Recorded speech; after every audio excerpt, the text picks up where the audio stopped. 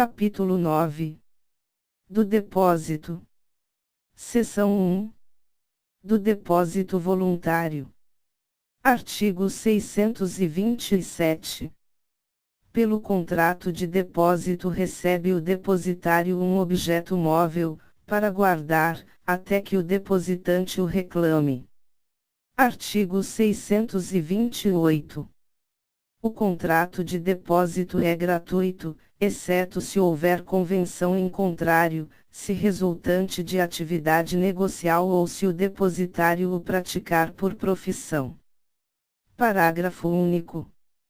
Se o depósito for oneroso e a retribuição do depositário não constar de lei, nem resultar de ajuste, será determinada pelos usos do lugar, e, na falta destes, por arbitramento. Artigo 629. O depositário é obrigado a ter na guarda e conservação da coisa depositada o cuidado e diligência que costuma com o que lhe pertence, bem como a restituí-la, com todos os frutos e acrescidos, quando o exija o depositante. Artigo 630. Se o depósito se entregou fechado, colado, selado, ou lacrado, nesse mesmo estado se manterá. Artigo 631. Salvo disposição em contrário, a restituição da coisa deve dar-se no lugar em que tiver de ser guardada. As despesas de restituição correm por conta do depositante. Artigo 632.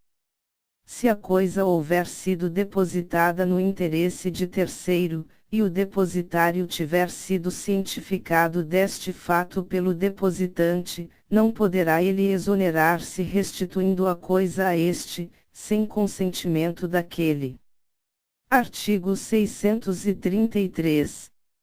Ainda que o contrato fixe prazo à restituição, o depositário entregará o depósito logo que se lhe exija, salvo se tiver o direito de retenção a que se refere o artigo 644, se o objeto for judicialmente embargado, se sobre ele pender execução, notificada ao depositário, ou se houver motivo razoável de suspeitar que a coisa foi dolosamente obtida. Artigo 634.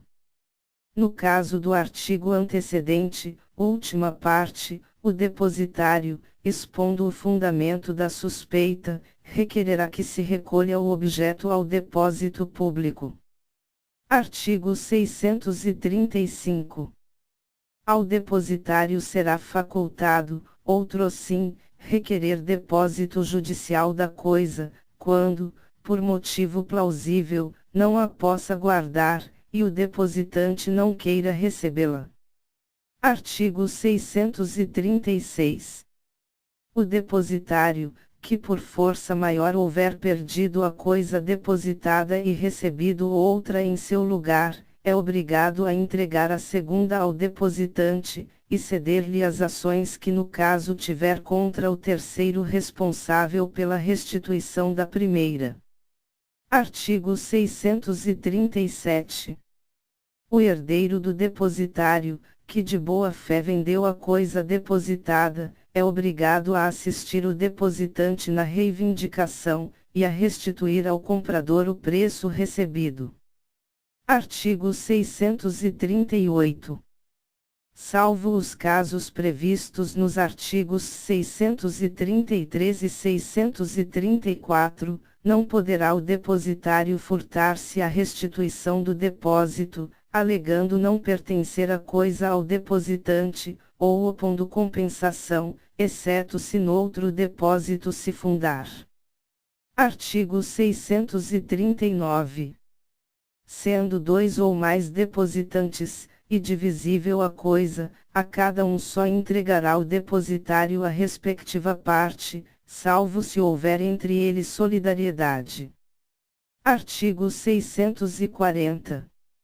Sob pena de responder por perdas e danos, não poderá o depositário, sem licença expressa do depositante, servir-se da coisa depositada, nem a dar em depósito a outrem. Parágrafo único. Se o depositário, devidamente autorizado, confiar a coisa em depósito a terceiro, será responsável se agiu com culpa na escolha deste. Artigo 641. Se o depositário se tornar incapaz, a pessoa que lhe assumir a administração dos bens diligenciará imediatamente restituir a coisa depositada e, não querendo ou não podendo o depositante recebê-la, recolhê-la ao depósito público ou promoverá a nomeação de outro depositário. Artigo 642. O depositário não responde pelos casos de força maior, mas, para que lhe valha a escusa, terá de prová-los. Artigo 643. O depositante é obrigado a pagar ao depositário as despesas feitas com a coisa, e os prejuízos que do depósito provierem. Artigo 644. O depositário poderá reter o depósito até que se lhe pague a retribuição devida, o líquido valor das despesas, ou dos prejuízos a que se refere o artigo anterior, provando imediatamente esses prejuízos ou essas despesas. Parágrafo único. Se essas dívidas, despesas ou prejuízos não forem provados suficientemente, ou forem ilíquidos, o depositário poderá exigir caução idônea do depositante ou, na falta desta, a remoção da coisa para o depósito público, até que se liquidem. Artigo 645.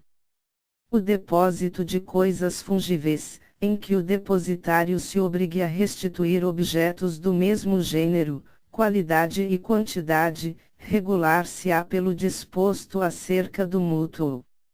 Artigo 646. O depósito voluntário provar-se-á por escrito.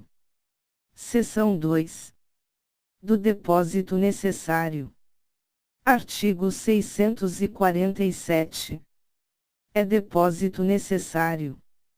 Inciso 1º. O que se faz em desempenho de obrigação legal.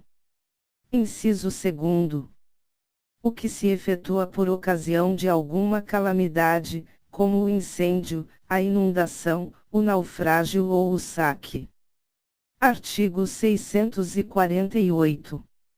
O depósito a que se refere o inciso 1º do artigo antecedente, reger-se-á pela disposição da respectiva lei, e, no silêncio ou deficiência dela, pelas concernentes ao depósito voluntário. Parágrafo único. As disposições deste artigo aplicam-se aos depósitos previstos no inciso 2º do artigo antecedente, podendo estes certificarem-se por qualquer meio de prova. Artigo 649. Aos depósitos previstos no artigo antecedente é equiparado o das bagagens dos viajantes ou hóspedes nas hospedarias onde estiverem. Parágrafo único. Os hospedeiros responderão como depositários, assim como pelos furtos e roubos que perpetrarem as pessoas empregadas ou admitidas nos seus estabelecimentos. Artigo 650. Cessa, nos casos do artigo antecedente, a responsabilidade dos hospedeiros, se provarem que os fatos prejudiciais aos viajantes ou hóspedes não podiam ter sido evitados. Artigo 651. O depósito necessário não se presume gratuito. Na hipótese do artigo 649, a remuneração pelo depósito está incluída no preço da hospedagem. Artigo 652. Seja o depósito voluntário ou necessário, o depositário que não o restituir quando exigido será compelido a fazê-lo mediante prisão não excedente a 1 ano, e ressarcir os prejuízos.